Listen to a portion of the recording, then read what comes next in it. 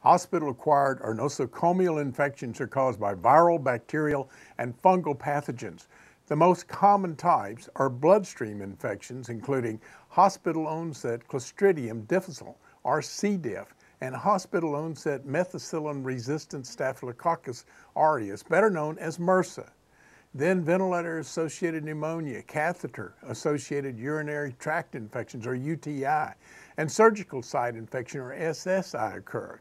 According to the CDC, 648,000 people contract hospital-acquired infections, also designated as nosocomial infections, each year.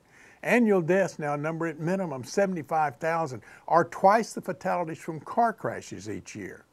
Of these hospital-acquired infections, 290,000 are C. diff, or Clostridium difficile, and approximately 60,000 are MRSA, or Methicillin-resistant Staphylococcus aureus. Another 123,000 plus suffered a gastrointestinal infection, with many others a post-operative Candida albicans fungal infection.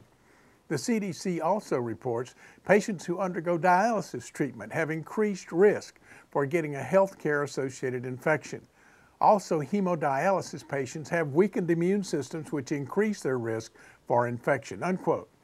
Of the deaths, about 47% are caused by two infections, with 25,000 attributable to C. diff and 8,000 attributable to MRSA.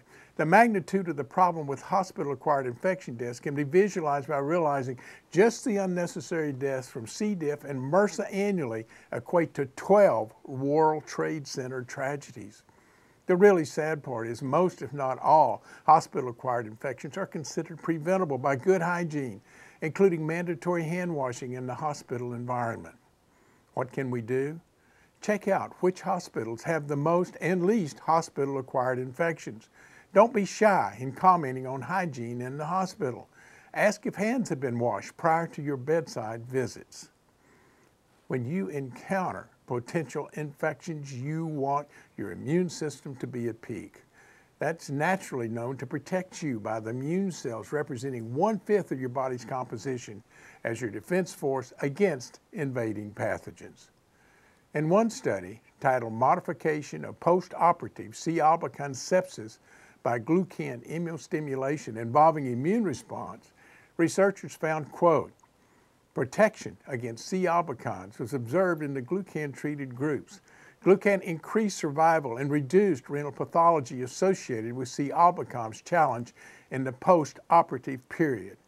These observations suggest that biologic response modifiers such as glucan may be effectively employed in patients who are at risk for post-operative infections. PMID 672246765. Choose well. Choose NSC 100 Extra Strength MG Beta-glucan.